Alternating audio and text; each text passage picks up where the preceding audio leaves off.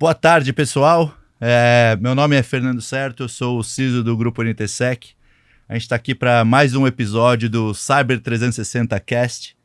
Estou aqui com o meu amigo Rod, na minha direita aqui. Quer dar um oi aí, Rod? Opa, Rod, CTO do Grupo NTSec aqui, Fernandão sempre junto para fazer esse trabalho. Legal.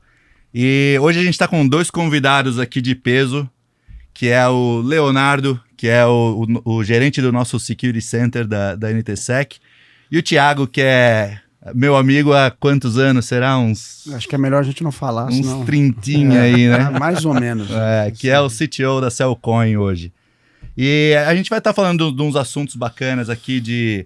né, essa adoção de serviços de segurança e essa mudança que a gente está vendo no mercado, a necessidade de precisar de uma agilidade maior nesses tipos de serviço, né? Aquele tipo, o serviço que tradicionalmente a gente fazia, né, montar um time e tudo mais. Exato. Mas antes da gente entrar no assunto, só quero falar que esse é o nosso segundo episódio. A gente vai tentar, né, fazer a cada 2 meses, aí 1 mês, 2 meses. Acho que faz mais ou menos umas 6 ou 8 semanas que a gente lançou o último, mas vamos tentar fazer com mais frequência e trazer convidados de peso aí em todos eles. Mas vamos lá, cara, vocês querem se apresentar um pouco? Falar um pouquinho da história? Tiagão, quer ir primeiro? Você que é o convidado externo. Vamos lá.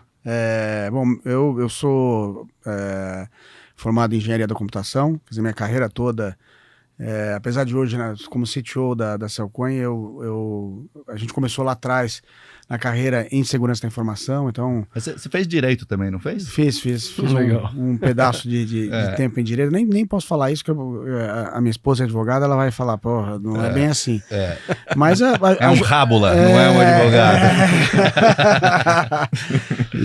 Mas começamos lá acho que a minha história se confunde um pouco com a história da mudança, né, da paradigma na internet no Brasil, acho que com os acessos do varejo, né, e mais empresas indo para a internet, a gente percebeu que a segurança não seria só um adereço, ia ser uma coisa importante, porque os negócios todos migrariam para o mundo digital.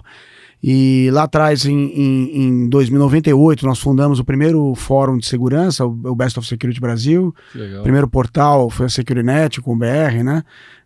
O Fernando já participava também do grupo ali naquela época, um grupo de pesquisa, e aí a gente foi trabalhando nessa área por algum tempo. Depois também fui... A gente tinha o quê? Uns 30 negros no canal lá, não era? Mais ou menos. Não, e a lista a gente chegou a ter quase, uns... No fórum, né? No fórum, uns 850 pessoas. Ativo, então. Que legal. Bem ativo. Cara, era uma coisa fantástica na época, né? Que a gente compartilhava exploit abertamente, né? A coisa era bem... Aí, de repente, um dia, aí legal fazer isso a partir de hoje. Não, e é engraçado que até hoje, quando eu ando, a gente está às vezes conversando nos fóruns de tecnologia, então, às vezes a gente fala, eu era assinante do Best of Security Brasil lá atrás, tá? Então que legal. É legal que tem uma história. E aí... Acho que os servidores rodavam na minha casa por um tempão, não foi? A gente tinha uma LP isso. A gente trabalhou junto num provedor de internet em Perdizes, né? E aí a gente puxou uma LP pra minha casa e rodava todos os Linux em casa. Rodava na LP, depois a gente, depois conseguimos um LP outro... de 64K. 64K, Mas eu trabalhei com um cara que tinha... Eu participei de um clube desse fechado, não era um fórum aberto, mas tinha muito nego gringo no meio e os caras eram exploit o dia inteiro, cara. O cara não fazia... Ele não, mas a gente tinha o fórum e aí a gente tinha o nosso canal, que era só os 30 e poucos. Bacana. Ali a conversa era um pouco diferente. Exatamente. Não, e a gente tinha... E o grupo chegou uma época também, foi um grupo até que alcançou algum prestígio, né? Porque a gente descobriu algumas vulnerabilidades em alguns ambientes, então também... O Thiago era bom de escrever exploit. A gente vai... É bom exercitar, né? Hoje eu diria que tá tão sofisticado que a gente olha, às vezes eu olho ali e falo, cara, puta, o nível hoje, né, de sofisticação, e ainda mais com inteligência artificial, né? Na nossa época não tinha, né? A inteligência tinha que ser quando natural, tinha. Né? Não, a inteligência era perguntar pros amigos. Né? Isso aí. Mas, cara, muita coisa mudou, né? Leozão, quer dar um oi aí, se apresentar, contar a tua história um pouco? Vamos. Bom, sou o Leonardo, também trabalho no grupo NTSEC, né? Como gerente de cibersegurança. Comecei em 2010 minha graduação e nesse mesmo ano também fiz um investimento no Lan House. Temos empreendedores. E aí não deu muito certo. Perdeu o dinheiro, então. É isso que quer dizer, né? Fez um mau investimento. Exatamente. Perdi ali o investido. Foi uma luta para recuperar, mas foi uma experiência bacana. Né? A galera ia lá, encher meus computadores de vírus e eu não sabia como reagir àquilo, né? E eu pensava, um dia eu vou saber como bolar uma estratégia para resolver isso aqui, né? Pronto. Então, acho que eu, ao longo da carreira aí, eu consegui acumular conhecimento aí que eu acho que dá para ajudar, né? Vi que não ajudava só a mim, né? Dava para ajudar outras pessoas também. Boa. Terminei minha graduação em 2013 e de lá para cá, né? Tenho focado aí nessa parte, iniciei principalmente na parte de redes de computadores e em 2016 atuando com equipamento de segurança, fazendo deploy, suporte a equipamento de segurança. E tô aí hoje atuando nesse mundo de cibersegurança, né? Tentando identificar ameaças quanto antes possível, ajudando os clientes aí a se protegerem, né? A se defenderem. Então, hoje a gente almoçou junto e eles estão falando comigo enquanto eu tô falando com vocês. O cérebro não é tão multitasking assim. Mas a gente estava almoçando hoje falando de toda a parte de automação, né? Que você está fazendo no Security Center. E é a versão já quase que 3.0, né? Do que a gente faz com essa entrega de serviço aí, né? Isso. Antes da gente começar o bate-papo aí, ó, a gente trouxe umas camisetinhas para vocês. Opa!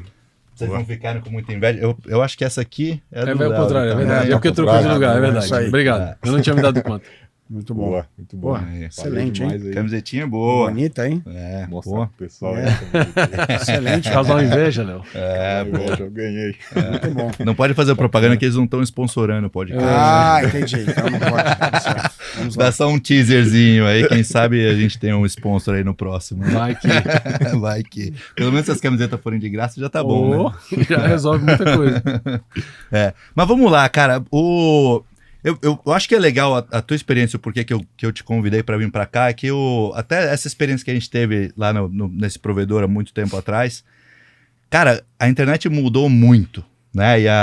Você lembra quando a gente teve um incidente de segurança? Lembra que um dia que a gente chegou lá, tava cheio de README nos desktop, todos os Windows da galera administrativa, né? E fomos ver, cara, todos os computadores lá tinham IP real, né? Coisa que você não pensava muito naquela época, né, cara? Você colocava umas regrazinhas no IP tables no Linux e seja o que Deus quiser, né? Então, eu acho que a necessidade, o motivo da gente ter, né, essa mudança e ainda mais agilidade, tempo de resposta e tudo mais, eu acho que é o que está empurrando todo mundo para realmente mudar a postura, né? Acho que, cara, a quantidade de vulnerabilidades que foram publicadas no ano passado foi o quê? 20 e tantas mil, não foram? Por aí. Eu nem lembro o número mais. É isso mesmo. Né? E você pensar que, no catálogo da CISA entra o quê? Umas 1000 por ano, né? De vulnerabilidades que realmente estão sendo exploradas, né? Então, eu acho que a visibilidade, a oportunidade de responder, eu acho que é o que está mudando bastante, né? Com certeza. E o Rod tem sido o gestor, né, dessa área de resposta pra gente. Aí o Léo agora tomou conta dessa parte. O Léo, você tá o quê? A gente tem acho que umas 30 e poucas pessoas, né, no Security Center 27, hoje. 27. Então, criar toda essa agilidade, né? Mas, cara, como é que tem sido a sua experiência de ver essa mudança, né? E hoje, claro, você trabalha no mercado financeiro, né? Que é um mercado muito visado, ainda mais pelo tipo de produtos que vocês têm, né? E as marcas que vocês trabalham e tudo mais. Como é que tem sido a sua experiência essa transformação aí, né? Claro, tua experiência de segurança ofensiva também entra nisso, porque a criatividade de saber o que explorar te ajuda na hora da defesa, né? Eu diria assim que cada vez mais a gente percebe que os ataques, né, o problema de segurança, ele já não é mais para amadores, né? E isso já vem mudando já há muito tempo. Eu acho que desde a época também quando fui empreender e montei uma empresa de segurança. Nem falei disso. A gente acabou não falando, mas eu montei lá atrás uma empresa de segurança tinha uma tecnologia para fazer scan de aplicações web, né, N-Stalker. E naquela época, quando a gente falava diretamente com o time do outro lado, um time de engenharia, assim, era quase NASA, assim, né? Você tinha que falar tinha que ter algum cara, um interlocutor do outro lado que conhecesse, assim, minimamente, então, até para vender era difícil. Então, eu até brinco assim, começamos no momento errado. Começamos certo, mas no momento errado, porque se investia pouco em segurança. Você tá dizendo que você seria muito mais rico hoje se tivesse começado uns 2 anos depois. Eu teria conseguido pelo menos fazer mais resultado. Não, mas lógico que tem o pioneirismo de desbravar, de ir atrás, de fazer isso, me dá muito orgulho. Mas o que a gente olha, quando a gente conversa hoje o interlocutor mudou, inclusive, né? Então você está um interlocutor de negócios. Eu acho que tem uma outra coisa essa semana. E o risco é muito mais tangível hoje. Muito mais. A gente consegue ver. Eu acho que foram algumas transformações. A primeira transformação foi realmente, acho que o Marco Civil, que de alguma forma abriu, né, a internet, criou um regulatório para que as empresas pudessem trazer a internet de uma maneira aberta, nos aeroportos, nos cafés, nos shopping centers. Então isso de uma certa forma abriu. Lógico que aí tem os efeitos das redes sociais, essas gerações todas que foram crescendo com base na tecnologia, mas o que a gente foi percebendo é que realmente os negócios migraram para o mundo digital, e quando migraram para o mundo digital, a gente começou a ver ataques que existiam, né, fraudes e formas de você fraudar negócios que existiam antigamente no mundo físico, né? Era o cara que ia lá na portaria, fingia documentação tal, e fazia, e mandava uma carta com o documento com pedido errado, ou numa carta com uma documentação de uma pessoa que já estava morta e tal, que no final das contas só transportou para o mundo digital. Então a gente vê hoje os mesmos ataques que os mesmos tipos de fraudes que migraram para o mundo digital, e como o mundo digital a escala é muito maior, no sentido de que você pode ter um negócio, o varejista pode ter uma loja física, ele precisa ter uma loja física, precisa construir e tal, mas ele pode ter no mundo digital como se tivesse, sei lá, o equivalente a 400, 500 lojas, com 500 departamentos. O alcance é muito grande. Então, a primeira coisa que a gente notou, assim, no meu ponto de vista, foi realmente os negócios migrando. E depois, os interlocutores, foi mudando, né? Então, a gente começou a ver a segurança, a cibersegurança atingindo o mainstream, né? A preocupação dentro dos times de negócios, para depois migrar para os times de senior management. E o tipo também, né? Exatamente. Ao invés de ser uma segurança focada no digital, era uma segurança muito focada no físico, e aí mesmo para a infraestrutura de TI que era suportada, era muito focada no físico, na disponibilidade, muito menos no ativo digital e o dado que estava lá dentro. Exatamente. Depois que começou, né, essa conversão. Tanto é que as primeiras NBR,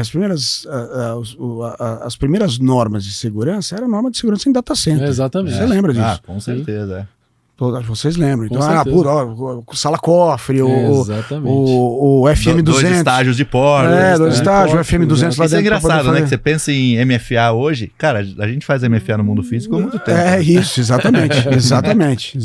Então eu acho que assim, foi sofisticando, foi ganhando mais escala. E com mais escala exige mais gente com conhecimento, que acho que esse também é um desafio que eu não sei, provavelmente a gente deve abordar um pouco.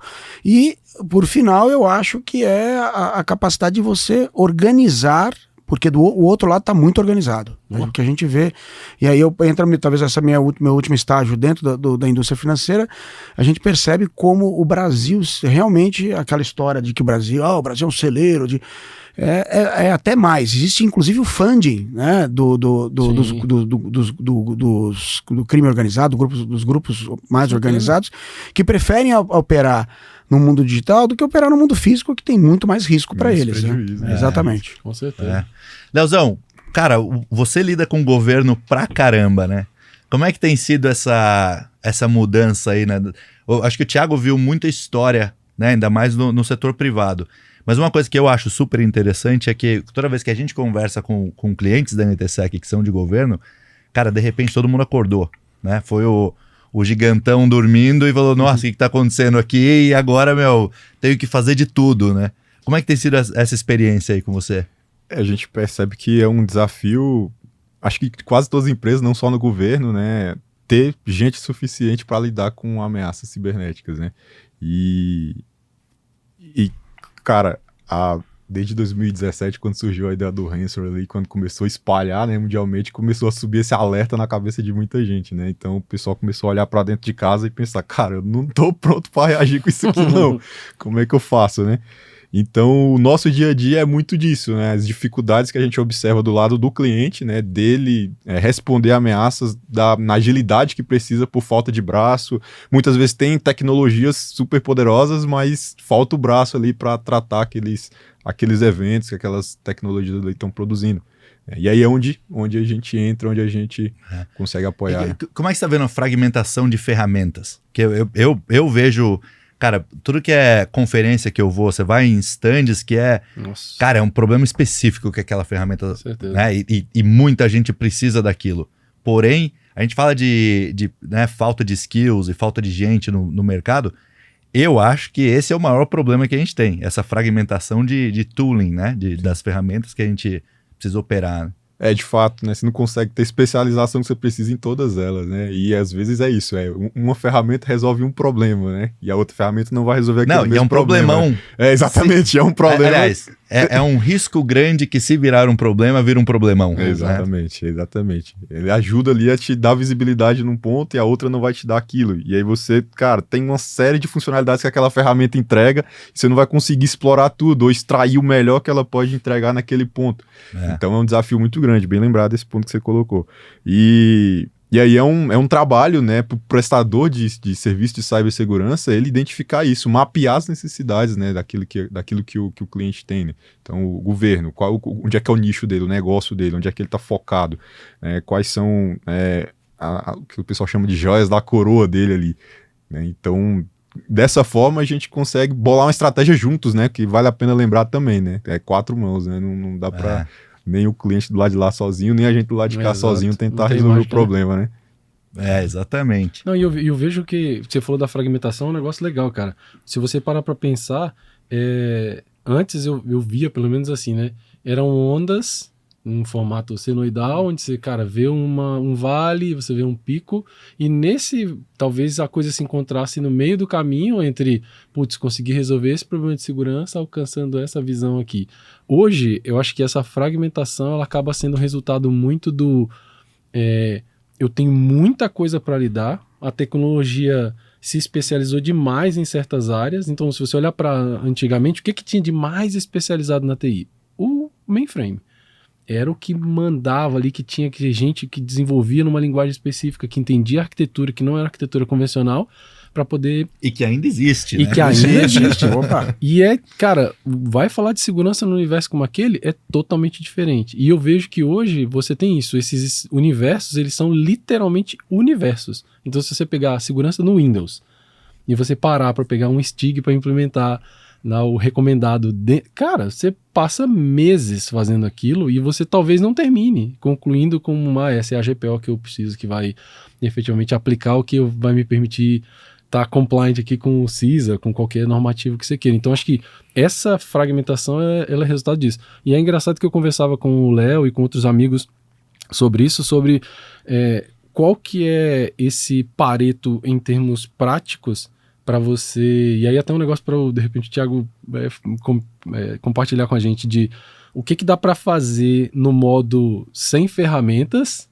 que vai resolver uma boa parte dos problemas do ponto de vista de implantação, não de que aquilo vai ficar estanque e nunca mais vai dar problema, mas implantei com o mínimo de problemas e daqui para frente eu preciso de ferramentas, porque eu acho que as ferramentas têm esse viés, né, eu não quero mexer naquilo manual. Dá cá a ferramenta, eu vou lá e faço isso aqui, ela resolve para mim. Eu dou clique, ela faz, sei lá, 50%, 60% do trabalho E aí o que Já é sobra... melhor do que você estava ontem. Já é Boa, muito exatamente. melhor, mas sobra o trabalho que o Léo falou, que é o de, cara, achar sentido, o que que funciona, monitorar isso, aquilo, né? Então, de repente, cara, qual é esse Pareto? O que que dá pra fazer? Não, dá pra fazer muita coisa manual, porque a gente fala de infraestrutura como código, a gente fala de usar ferramentas de automação, de automatização, que vão permitir que você não tenha que ficar tocando. Então, sei lá, o Nubank fala de risco como código. Os caras acharam uma forma de ninguém toca a mão mais. Você bota aqui, se você implementa, vai pra produção, se não implementa, ninguém toca. Então, talvez, a minha visão, e aí a tua é bacana, Thiago, dá pra fazer isso com a TI como um todo, na tua visão? Ou, cara, é isso, né? É nichado mesmo, é o time de dev que vai usar, a infraestrutura como código? Esse tema, ele é um tema que se deixar, a gente pode falar. Dá pra gastar um bom tempo. Pô, né? cara, Vamos fazer todo o três, tempo pode- do mundo.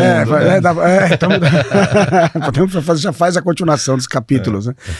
Eu acho assim, o que vocês estão constatando eu achei bom o posicionamento primeiro do tooling, né? O tooling hoje para mim é um problema, é muito mais um burden, né, para o cara que está tendo que tocar o dia a dia da operação do que qualquer outra coisa. E eu acho que isso aí, na verdade, é um efeito colateral da complexidade que os sistemas hoje, que as arquiteturas de tecnologia estão tomando. Porque, vocês usaram um bom exemplo, o mainframe. Mainframe era uma arquitetura mais monolítica, né? Então você tinha todo o controle de sistema operacional local, dentro do controlador, dentro do ZOS do sistema operacional, você tinha os controllers, né? E uma invocação remota acontecia num SIX, que também tinha que trazer uma credencial, e a credencial tinha que estar bem estruturada, você só conversava se você estava com a interface habilitada.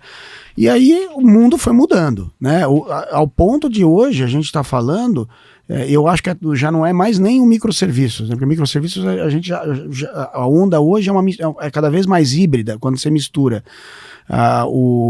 primeiro a sua capacidade de consumir serviços de terceiro para compor o seu próprio serviço. Sim. Então, às vezes, uma tecnologia está sendo desenvolvida, mas por trás existe uma gama de outros serviços, de parceiros, que é o que a gente hoje conheceu como supply chain, que hoje é o que facilita o supply chain attack, né? Sim. Então, o supply chain Cara, attack... biblioteca de terceiros. A gente viu o Solar, a plataforma lá do SolarWinds, com um problema de supply chain, porque usava, agora lógico... Log4j, pior ainda. Log4j, exatamente. Então você tem uma série de ataques que buscam justamente explorar a complexidade do ambiente.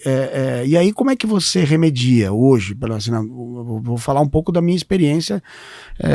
Primeiro é o Secure by Design. Então é olhar muito, e para isso eu acho que a indústria aeronáutica, ela nos ensina, e nos ensinou, vem nos ensinando muito, porque ela desde os anos 70 pratica a segurança como um atributo imprescindível, um requisito funcional, né, da tecnologia, e que a gente já deveria estar, nós como engenheiros de software, como desenvolvedores de tecnologia e mantenedores na sustentação, já deveria pensar em segurança desde o primeiro momento.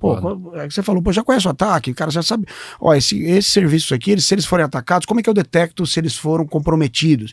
Como é que eu resisto, por exemplo, um ataque em que eu vou precisar escalar o meu número de pods lá no meu Kubernetes de uma maneira rápida, porque esse cara aqui, por exemplo, ele é um serviço que está aberto para o público e basta a mensagem chegar que eu vou contabilizar e posso escalar. Então, esse tipo de direção defensiva é importante cada vez mais para o desenvolvedor, para você começar a diminuir a complexidade na ponta da operação. Porque se o cara não se protege, aí a gente cai num efeito que no meu ponto de vista, é um efeito até meio placebo, né? A gente começa a comprar um monte de ferramenta. Total. E nada aconteceu. Não é placebo, porque, não, eu acredito. Por que estamos investindo? Né? Exatamente. Não que não... Lógico, eu estou exagerando um pouco falando que é placebo, porque o cara fala, fiz meu trabalho.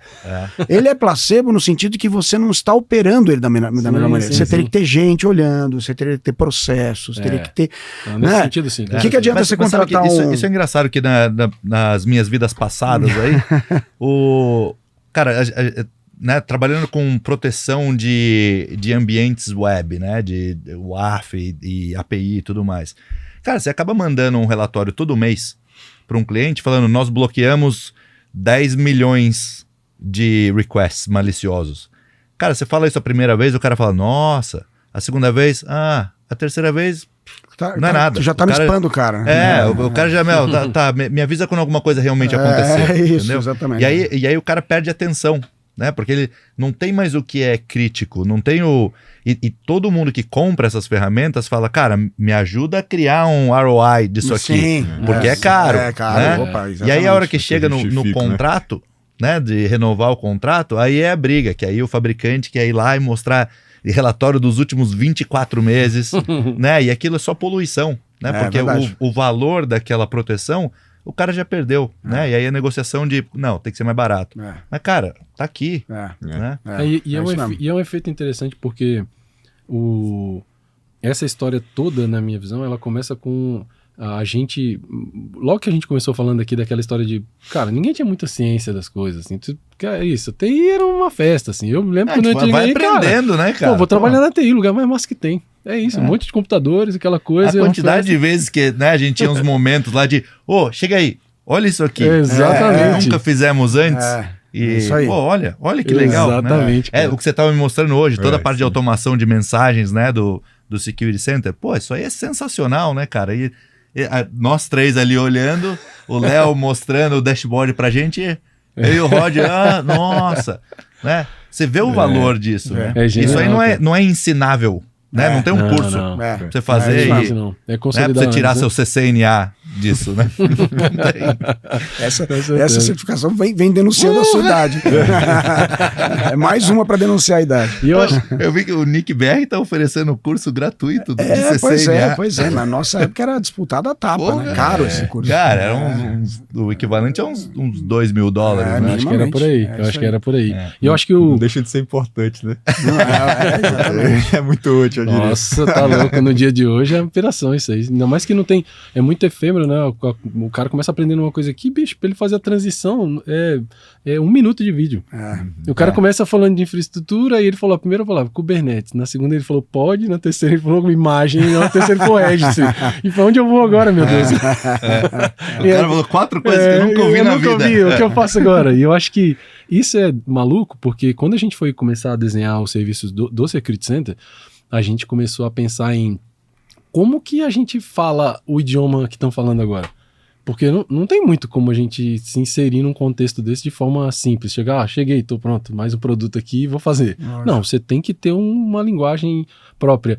E eu ficava brincando que a gente tinha que parar de chamar de SOC, que SOC é que estava estragando a brincadeira, porque era uma brincadeira, obviamente, mas tinha uma razão por trás disso. Quando a gente começou a analisar o mercado, eu acho que é legal, né? Na nossa visão conceitual, o que a gente vê como SOC, o que a gente vê como o que a gente chama de Security Center, idealmente são coisas iguais. São acrônimos que levam a um conceito. Mas o que está por trás do nosso ponto de vista é que o SOC ele se perdeu no momento em que, assim como mais uma ferramenta, aconteceu isso que o Fernandão falou. Avisei a primeira, a segunda, a terceira, na quarta não tem mais razão para eu ter. Mas ela virou o placebo que você falou, do tipo, cara, tá ali, eu tenho. E a gente vê um percentual muito grande ainda hoje de clientes que consomem dessa forma, infelizmente, né? E até uma vez alguém perguntou, um fabricante que a gente estava conversando, perguntou, cara, vocês têm Cyber Insurance no Brasil? Eu falei, tem, pô, chama SOC. Porque o cara quer comprar para botar a culpa em alguém. Então ele quer cobrar de alguém. Então quando a gente construiu, a gente pensou muito nisso, sabe? Cara, como é que eu pego esse idioma que não tá legal e transformo isso em algo tangível? E a gente falou, cara, a visão mais prática que tem para isso é o MDR. Que é, vamos começar fazendo o que o SOC está dizendo que faz, vamos executar isso e vamos ver o que vai dar. E a gente começou a trabalhar muito no conceito disso. Vamos gerenciar esse processo de visibilidade do cara, visto que ele não tem essa capacidade de fazer hoje, e é onde o time do Léo, né, cara, construiu toda a engenharia em cima disso. E eu acho que a principal diferença que eu vejo é prática. Ela não está no viés do conceito, né, cara, o que isso aqui vai te entregar? Porque o SOC, a pretensão ali que há por trás desse acrônimo, ela é gigante. Pô, é Operation Center. Mesmo você tá entendendo que é pegar essas ferramentas, esse tooling inteiro, e de repente abraçar ele todo em prol do cliente que tem 2 caras na TI para cuidar de tudo. Então, assim, ele é muito grande, é muito audaciosa. Aí você liga pro cara num sábado, o cara tá num churrasco na casa da mãe, Você quer falar do cara que a gente tem que investigar um incidente que pode ser alguma coisa grave, né? Investiga aí, depois você me conta. Então eu vejo que o que a gente tem proposto, assim, eu acho que é bacana, é fazer orgânico, sabe? Pô, por isso que eu perguntei é possível ter um Pareto, né, de fazer o básico aqui sem precisar tanta ferramenta, para tentar justamente posicionar o serviço como algo mais real, assim, cara. Bicho, não abandona esses alertas aqui, foca nele. E é o que a gente brinca, né? Hoje os clientes que a gente... alguns clientes se destacam muito, né? Porque, cara, são clientes que, meu Deus do céu, o cara quer saber tudo. É aquilo que eu falei, de 4 mãos, né? 4 mãos, cara, exatamente. E a gente estudando, né, Léo? Eu me lembro bem da gente estudando, cara, Frameworks, NIST, aí vai, cara, e os caras falando de C-Cist to C-Cist, e a gente falou, cara, é isso aí, mano. É isso aqui, ó. Tem uma zona aqui no meio, tem uma interseção e ela tem que funcionar, porque senão não vai ter como a gente entregar. E essa é uma coisa que talvez seja aí, eu acho que é importante da visão também, Thiago, a coisa do o que estão prometendo, o que estão entregando, né, cara? Porque se você parar pra pensar, não tem muita mágica. Cara, você deve receber cada pitch. Eu fico imaginando. E às vezes até disfarço que chega o vendedor e fala, você qual o nível de conhecimento de cibersegurança? Ele falou, não, pouco. Pitch me. Sem nada, sem nada. E eu acho assim, indo acho que no que você falou, eu acho que se você, primeiro, acho que um pouco complementando a resposta, eu acho que você ter pessoas desenvolvendo tecnologia, mas com a consciência de segurança já ajuda muito a diminuir os alertas, diminuir o tipo de, vamos dizer, o tipo de ameaça. Total. Porque você vai diminuindo a superfície de ataque, né? Agora, quando chega na operação, eu acho que assim, esse é um problema que a gente tem... Hoje tem uma tecnologia para tentar endereçar cada ponto da operação, para tentar te ajudar, para tentar, vamos dizer, resolver problemas que às vezes até você já resolveu. Isso já pode ter, né? Junto com o time ali, você já resolveu e tudo mais. Mas a gente resolve melhor. Isso, bate a porta, resolve melhor e tudo. E no fundo, eu acho que o desafio maior é você saber quais as ferramentas que podem te ajudar e que não vão gerar esse efeito placebo, né? Que vão realmente gerar alertas com qualidade, que você vai poder tratar e que você vai poder usar isso como referência para entender o seu risco enfim, e eventualmente alguma ameaça eminente, né? De comprometimento que você possa ter e orquestrar. E aí acho que o que vocês, quando você fala comentando aqui do painel do dashboard, conseguir enxergar isso numa fluidez mais natural, para mim, assim, seria talvez o maior desafio, né? O desafio de você conseguir pegar todas essas ferramentas. O que eu faço com isso? Né? Pois porque pô, aí você correlaciona. E aí existe um problema, que todo fabricante quer que os outros usem o seu padrão. Aí você tem alguns padrões, o padrão Oasis tentou criar lá né, o consórcio tentou criar um padrão de comunicação entre os grupos. Aí você tem iniciativas no próprio NIST, no US CERT, de tentar falar a mesma linguagem para que você não fique refém de repente de um fabricante. Mas ainda assim eu acho desafiador. Eu acho desafiador você juntar todas as ferramentas. Às vezes você tem empresas com um orçamento mais vantajoso e o cara acaba comprando mais, e aí eu acho que isso introduz mais barulho, né, para o sinal. Não, e introduz um falso senso de já resolvi o problema. Isso, né? Exatamente. E tem muita gente que, cara, eu sento para conversar com colegas aí, outros CISOs, que né, o que você está fazendo disso? Não, você pergunta um problema, o cara fala, eu tenho essa ferramenta, essa ferramenta. Exatamente. Mas peraí, as três estão integradas, né? Para isso. começo de conversa, você pega a telemetria de uma para ter ações na outra, né? E a grande maioria das vezes não. E aí você olha o tempo de assinar contrato e implementar uma ferramenta 80% da habilidade, cara, nós estamos falando de pelo menos uns 7, 8 meses. Pelo menos. Tranquilamente, Pelo menos. E olhe lá, se né? você tiver time. E 80%, tiver time, exatamente. Fala aí, Léo. Complementar. Você vive isso todo dia, né? Sim, implementar coisa nova. E Eu vi que engraçado eu vi que ele tá com aquele sorrisinho dele assim, isso aí, dá trabalho. Aquela... Complementando o que o Thiago e o Rod falou, né? Em relação a ferramentas, né? Que você vai comprar uma ferramenta, ela tem que ser um acessório do teu caso de uso, né? Você desenvolve a sua estratégia, a ferramenta tem que se encaixar ali, não o contrário, né? Você querer se encaixar o que a ferramenta entrega, porque aí senão você se perde no caminho. E aí, falando de SOC, eu vejo da mesma forma, né? Você tem que saber o que você quer que um SOC entrega, né? Porque o escopo, ele pode ser grande, né? Mas você precisa saber quais são os objetivos que você tem. Você pode ter um centro de operação de segurança, né? Como o nome fala, em que, cara, você vai querer cobrir várias frentes. Você quer cobrir a parte de corrigir vulnerabilidades, a parte de alertas, né? De ver o que está acontecendo no meu ambiente, threat intelligence, threat hunting, vai variando. Beleza, mas qual o objetivo? Você precisa saber primeiro antes de Vamos fazer uma propagandinha né? do teu time aí, então, Léo. Como você definiria a diferença entre um SOC tradicional e o que o time do Security Center está entregando hoje? Eu diria que hoje a gente tem desenvolvido dentro de casa esses serviços com os nomes, né, de forma com que o cliente possa entender que o Security Center não é uma coisa única, né? Ali dentro tem vários pontos ali que um deles pode ser útil para o cliente, né? Em determinado momento de maturidade que ele está, né? Então, se ele está começando hoje, cara, não tem nenhuma iniciativa de monitoramento. Beleza, você tem um MDR, né, que vai identificar ali, detectar e responder às ameaças. Cara, eu tô aqui perdido com a parte de vulnerabilidades, né, não sei por onde começa. Então, é um outro serviço que o Security Center pode entregar. Então, acho que o ponto principal é isso, saber que o SOC, ele não é só o monitoramento, né, tem outras coisas que vão estar ali dentro também. Então, é como eu vejo hoje. Até a parte de base e tudo mais, né, que isso eu acho bem bacana também, que é o quanto a gente conseguiu automatizar uma boa porcentagem, né, de, cara, vamos validar os controles que temos, né? Ou vamos descobrir coisas que não temos, né? O que está mal configurado, né? Porque às vezes é isso, né? Mais uma vez, voltando para a ideia das tecnologias.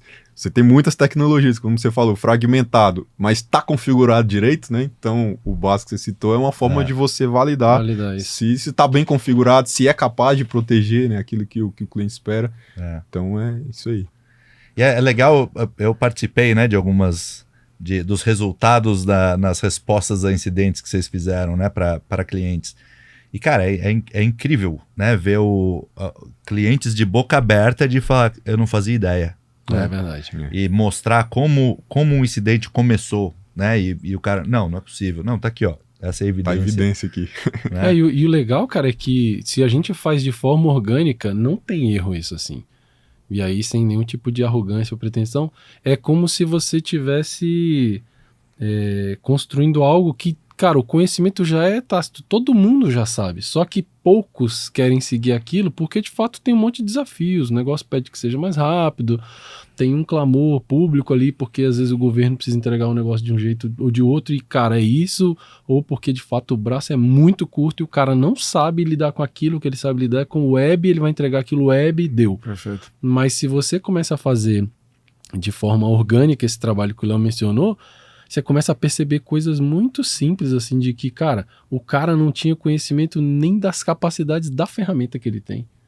Ele não sabe que o próprio sistema operacional tem coisas que, se bem ajustadas, elas são capazes de gerar uma defesa, cara, tá, intransponível, seria muito audacioso, mas que vai gerar uma resistência alta para o cara. Então, acho que esse viés orgânico do monitoramento, ele é legal por isso. O cara vê no dia zero, quando ele começa a trazer os ativos, que ele começa a ver as fontes, quando ele começa a observar o que, cara, que maçaroca é essa aqui de coisas que o ativo tem tocando. E a priorização, né? Esse é o grande problema. Eu acho que se a gente falar de um SOC tradicional, né? Que é o, cara, alerta, né? Um atrás do outro.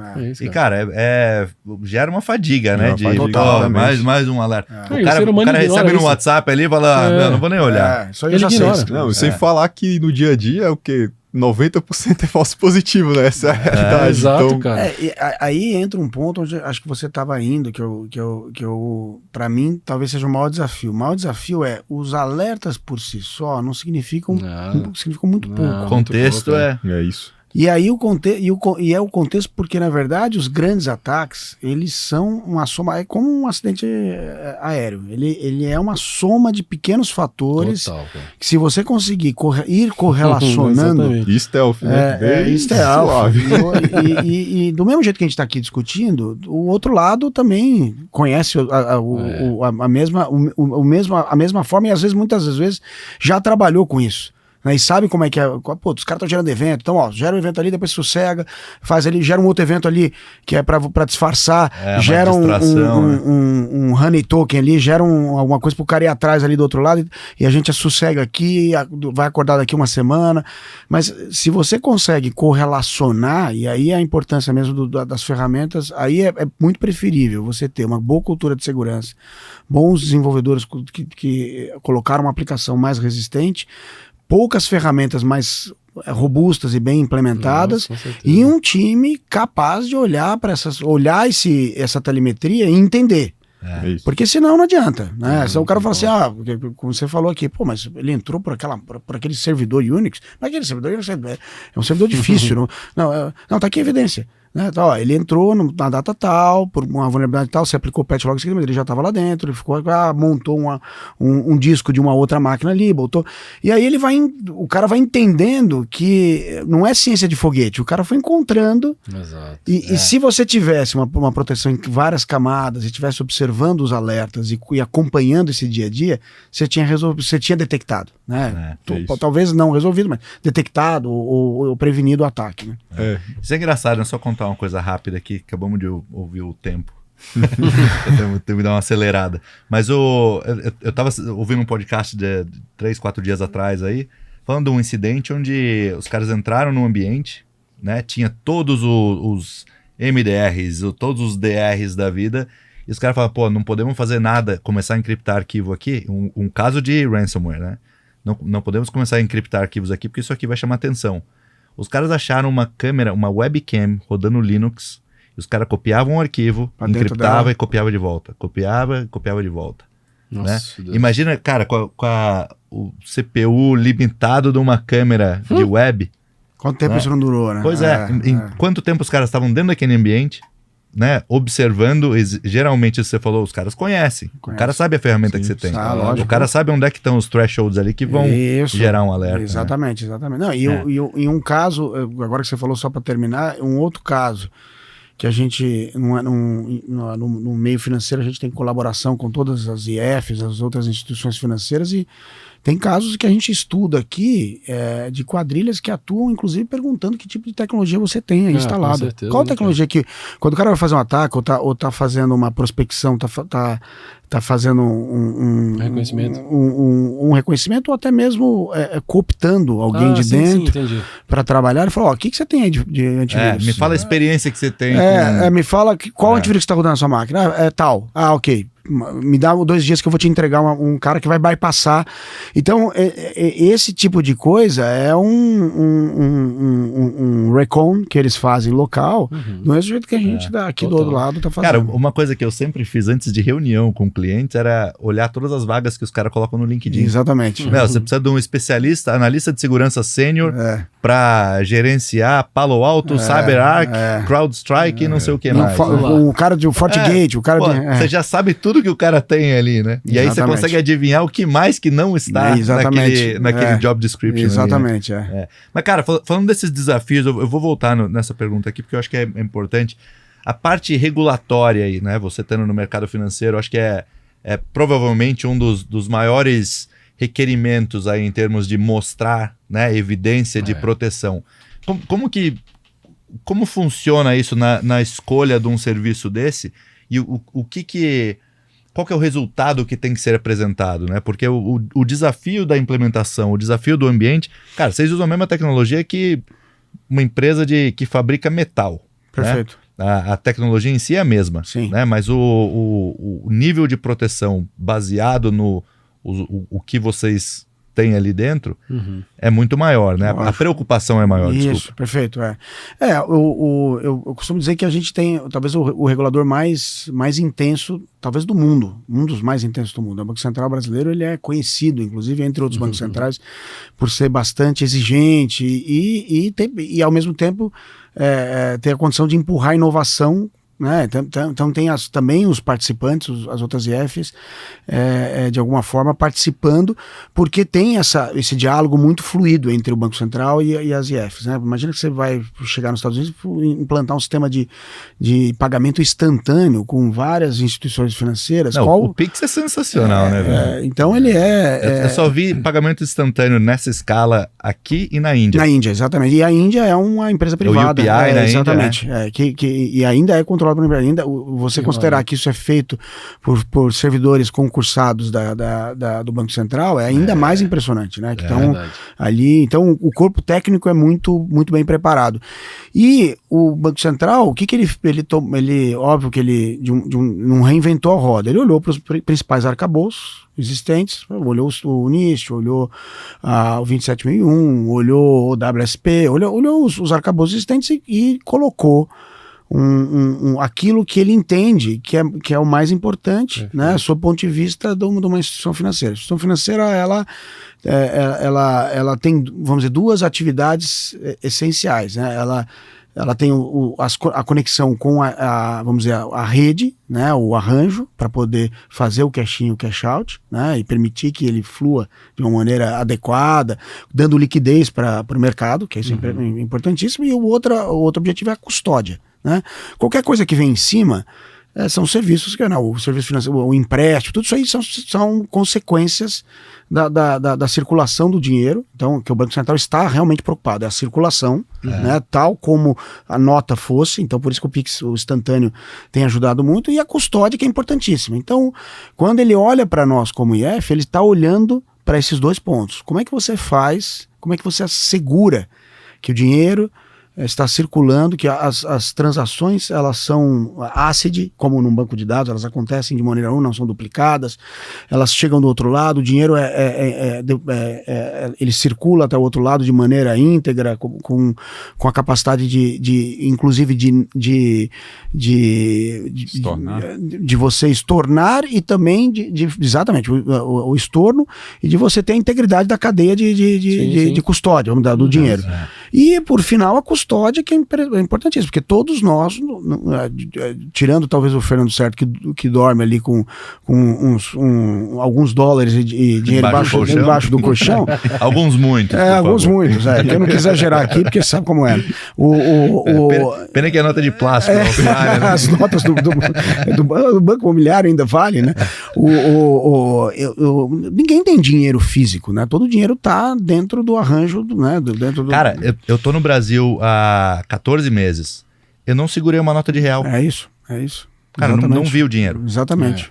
Então tá num nível em que o Banco Central, então, passa a exigir, né? E aí você tem a 4893, que é uma portaria que vem com o objetivo, e para as instituições de pagamento, em especial a portaria 85, que ela é uma variação da 4893, que diz o seguinte, política de cibersegurança nas instituições financeiras. E lá dentro, ele coloca um arcabouço dizendo, preocupação na monitoração, na operação de segurança, gestão de acessos, controle das informações, a privacidade. Então tem um pedaço que trata da lei do sigilo fiscal, porque na verdade o Banco Central, ele é o guardião disso. Então isso na nossa cabeça, se a gente for pensar, eu acho que talvez dentro da indústria financeira é o lugar onde a gente mais é testado. Os profissionais de segurança em geral são testados, porque não existe aqui como numa empresa de metal, fala, o computador teve ransomware, tira o backup, lógico, não diminuindo o tamanho do impacto, mas o impacto, de repente, você encriptar. Não, você deixar um cidadão sem dinheiro, sem poder fazer aquela transação, o cara não compra comida. Exatamente, não. Mexer com o dinheiro das pessoas é um negócio que é como começam as guerras, né? As guerras começam dessa forma. Então você imagina... Ou mexer com o dinheiro ou xingar a mãe. Xingar a mãe, exatamente. Já tá no mesmo nível. E Thiago, deixa eu te perguntar uma coisa. Você falou dessa regulamentação, de toda essa regulação do da COA 893, etc e tal, e olhando para essa visão de, sei lá, cara, ter que contratar serviços ou pessoas ou formar isso, principalmente em ambiente regulado, como é que tu vê isso? Isso é tangível trazer terceirização para esse contexto, aí pensando em supply chain, pensando em todos os desafios de não ser alguém, né, com a cultura da empresa, como é que tu vê isso? Contrato fora, faço dentro? Ou qual que é a linha, né, do você é responsável, você me ajuda aqui, e a partir daqui tem um gap ali, ou uma oportunidade de, vamos dizer, de trabalharmos juntos, e aí daqui para dentro é meu. Anonimizado ou não. Não, o que eu acho que até o próprio Banco Central também entende isso, quando ele também inclusive quando a gente submete os questionamentos, a gente é questionado quantidade de terceirizados e que forma você treina os terceirizados, porque é notório que não existe força de trabalho capacitada hoje olhando para as ferramentas, tirando o melhor, né? Tudo que a gente falou até agora, é muito difícil você ter isso dentro da própria companhia, tirando grandes bancos incumbentes que tem, né? Que podem ter áreas muito grandes, né? A gente está falando de mais de 800 instituições IFs hoje registradas no Banco Central, e dessas aqui nós estamos falando só de 5 bancos que são grandes, o resto não tem talvez essa capacidade de ter esse time, e eu acho que cada vez mais a gente entende que a terceirização, o uso não só da terceirização, porque a terceirização por terceirização você contrata o cara, PJ. Mas tem que ter escala, né? Tem que ter escala, e mais do que a escala, é o que eu costumo dizer, a síndrome, eu brinco lá com a turma, a síndrome do cara inteligente, do cara muito inteligente. Cara, a gente não é... uma coisa é você pegar um birô, um grupo como vocês, que está atuando e tem um benchmark de outros clientes, estão enxergando o que está acontecendo no mercado, em diferentes segmentos, e que pode trazer para tirar o viés. Porque qual que é o maior problema que a gente tem hoje? É o viés. Eu sento ali na frente do console, começo a olhar. Eu sei o que é. Eu sei o que é isso aí. Isso aí tá pitando. Isso aí não... puta, tá diferente. E aí, Thiago, o que tá diferente? Isso aí puta, caralho. Até falei que é uma palavra. Mas, pô, caramba, o que depois põe um. Aí eu falei, pô, e aí você vai fingindo que aquilo ali. E quando você tem, de repente, um benchmark de alguém fazendo olhando para essas ferramentas, vivendo só isso, você fala, ó, isso está acontecendo porque a gente já viu aqui num cliente aqui. Então, essa troca de informações eu acho que é muito rica, principalmente para as IFs, que vivem num ambiente conectado o tempo todo. Total, né? Isso que é um lance que eu acho legal, né? Que eu falo do número do time do Léo, mas, cara, para uma entidade que vai contratar um serviço que tem a disponibilidade de usar a força, né, da inteligência desse grupo que vê outros problemas todos os dias, né, com contextos diferentes e sabe contextualizar o problema. Cara, praticamente o 1 mais 1 é 3, né? Isso, é isso aí, é isso aí. Não, eu acho que assim, e aí óbvio que você também, é muito difícil pra gente recrutar e reter um time especializado em cibersegurança, né? Assim, não tá no nosso core, a gente, óbvio. Então, eu acho que assim... Vocês têm preocupação, mas o lance é o business. E a estratégia a gente sabe, ainda mais nós que somos um Banking as a Service, a Selcoin é uma empresa que é um Banking as a Service, então a gente tem mais de 700 clientes que construíram casos de uso dentro do Banking as a Service, então tem seu próprio banco lá dentro, rodando dentro da Selcoin. Então, você imagina como isso amplifica de tal sorte que você tem diferentes fluxos acontecendo e tem que ter uma liberdade também, uma abertura, então, porque ela precisa ser flexível. E, cara, várias das marcas que vocês trabalham, os caras estão na mídia e estão criando inimigos, exatamente, né, dependendo do que os CEOs falam por aí, né? Exatamente. Com certeza. E você dizer, e você falar por aí que você vai fazer isso sozinho, de peito aberto, não é assim. Acho que tem que ter humildade com segurança ainda mais especial, tem que ter humildade de reconhecer lógico, você sabe quais são as joias da coroa, acho que eu gostei muito que você falou, porque realmente as joias da coroa estão lá, a gente sabe, tá custódia, isso aqui tá mapeado, e agora, vamos trazer empresas, vamos trazer gente que está vivendo isso aqui para ajudar a tirar o viés, para ajudar a escalar a operação. Eu acho que esse é o maior Talvez maior antes truque. até de iniciar contratando, né? Vamos fazer um brainstorm aqui, vamos definir junto qual é a estratégia. Exatamente, para fazer da melhor maneira. Então eu vejo com muito valor, é uma forma de você acelerar algo que é muito de hoje, se você for tentar fazer sozinho, eu diria que é quase uma loucura. E aproveitar talvez esse conhecimento de forma mais densa, né? Porque é isso, cara, toco múltiplos tipos de clientes, nichos, tamanhos, cara, a variabilidade de ataques é absurda e talvez se você nichar demais, talvez você perca a chance de enxergar outras coisas, né? Então, às vezes a gente vê, né, em alguns termos de referência, documentos, né, RFPs que vem, é o cliente pedindo um CISP só para ele. Eu falo, cara, mas você vai perder a chance de... Eu acho que é sobre isso, assim, né? Ok, eu preciso de um cara dentro de casa para fazer uma interface, para ser... E eu acho que o que resolve, o que a gente tenta fazer muito é transferir conhecimento para o cliente, cara. Não tem como não fazer. Nós aqui tudo tiramos CISP mais ou menos na mesma época, né? Aí já começou, pô, vamos vender CISP as a service. Vamos montar a empresa só de vender CISP, é isso aí. Mas eu vejo isso, esse compartilhamento, cara, essa interface com o cliente, ela não pode ser do ponto de vista de eu sou o consumidor do serviço, você é a contratada e me entrega o serviço. Não, cara, você está perdendo a chance de fazer o cliente mergulhar na sua operação. Exato.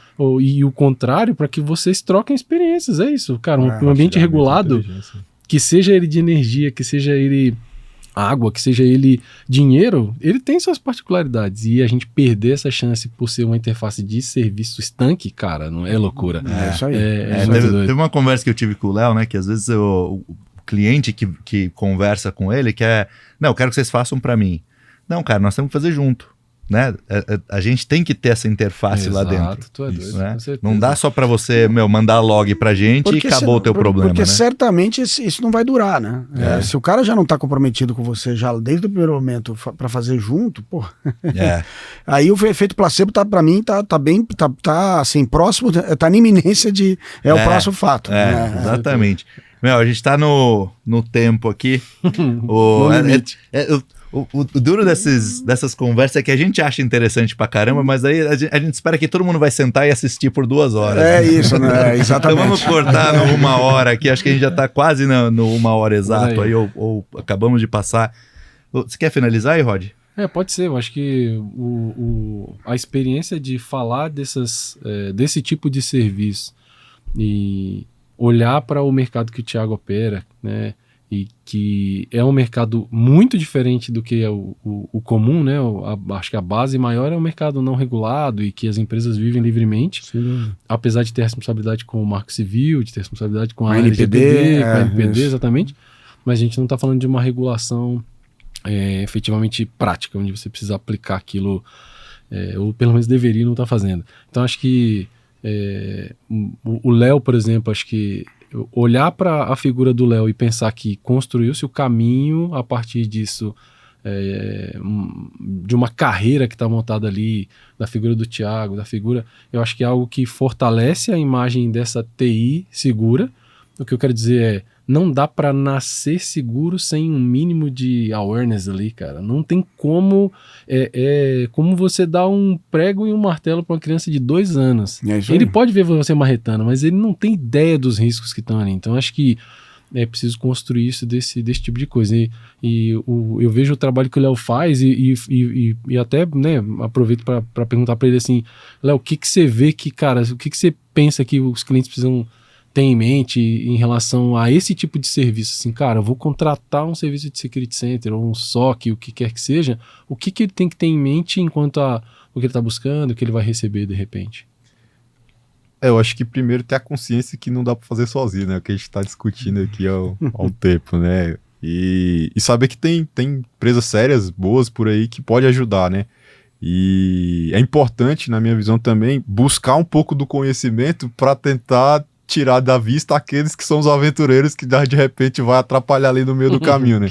Então eu acho que a busca pelo conhecimento mínimo ali para você saber exatamente o que você precisa, não precisa se aprofundar tanto, né? Porque aí os especialistas de outras empresas vão poder ajudar com isso.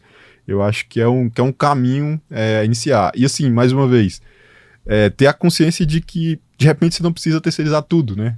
Um pedaço você consegue fazer dentro de casa, outra parte, beleza. Isso aqui eu não consigo formar um time para fazer isso. Então eu vou terceirizar essa parte até nesse escopo, até nesse limite, sabendo definir também bem esses escopos, né? O que é responsabilidade do lado de lá, o que é responsabilidade do lado de cá.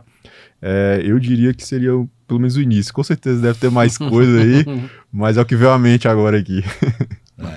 Isso é, eu sei que a gente vai alongar mais, mas esse é um ponto interessante, né? Que se eu tivesse pedindo budget para criar um time de segurança hoje, né, na parte operacional de segurança, eu brigaria para contratar 3 negros de uma vez. Né? Porque o grande problema quem tem um não tem ninguém. Você contrata um, o cara tem aquela experiência que já vem de... Mas normalmente a experiência é relacionada em tecnologias específicas, não é uma coisa muito generalizada. Cara, você precisa ter um pouquinho mais de diversidade, né? E o terceiro é o desempate. Né? Que se tem 2 caras que não tem que fazer assim, tem que ter o terceiro ali pra falar, não, bom, deixa eu ver, deixa eu analisar e vou com esse, eu vou com esse. Né? Com certeza. Muito bom. Cara, qual que seria seu maior conselho aí para empresas que estão procurando esse tipo de serviço? Olha, eu acho que é um pouco do que o Léo falou aqui. Acho que o olhar primeiro para quem está no mercado já com tempo de história, né? A gente vê também muitos aventureiros aqui, empresas com outra história, né? Às vezes num outro segmento, querendo entrar no segmento de segurança e não tem talvez essa vivência, porque na verdade, de novo, você está comprando essa diversidade, a vivência, a experiência, precisa ter, né, precisa olhar quem é o time que está do outro lado, é muito importante. Acho que essa é uma atividade que ela não é só uma atividade, como nós estamos falando aqui já desde o começo, não é só automatizar, não é só olhar alerta como num NOC tradicional. Então você precisa ter gente para atender. Acho que tem o compromisso, esse pacto de você ter gente do seu lado aqui da empresa responsável por coletar essas informações e aprender, né? A transferência de conhecimento é muito importante. Eu acho que esses são os principais pontos aqui para começar a ter sucesso, né? Porque o sucesso é longo. Cara, é longa jornada. É longa jornada. Para quem está iniciando também tem a questão da maturidade, né? De repente você não já vai começar já lá em cima, né? Quando você está começando, de repente você começa com o que tem. Isso às vezes é uma coisa que o cliente às vezes se frustra, né? Porque tem eu vou contratar esse serviço e o cara quer do 0 a 100 no terceiro dia. É isso aí. Né? Em menos de 10 segundos, né? Liga aí pra eu ver. Liga aí pra eu ver. Faz uma POC aí pra eu ver. Liga aí e vira pra tela, né? É isso aí. Senhores, muito obrigado. Obrigado. Foi um bate-papo aí de 1 horinha e pouco. Tiagão, bom te ver de novo, cara. Estamos aí. Essa amizade juntos. De 30 anos aí continua. Léo, obrigado aí por ter vindo de Brasília hoje para estar aqui com a gente no estúdio. E Rod, mais uma vez, estamos junto, aí, né? Isso. Que venham mais, que a gente tenha mais tempo. Vamos brigar por mais tempo. É isso aí. Obrigado, gente. Valeu, gente. Obrigado, pessoal. Até mais.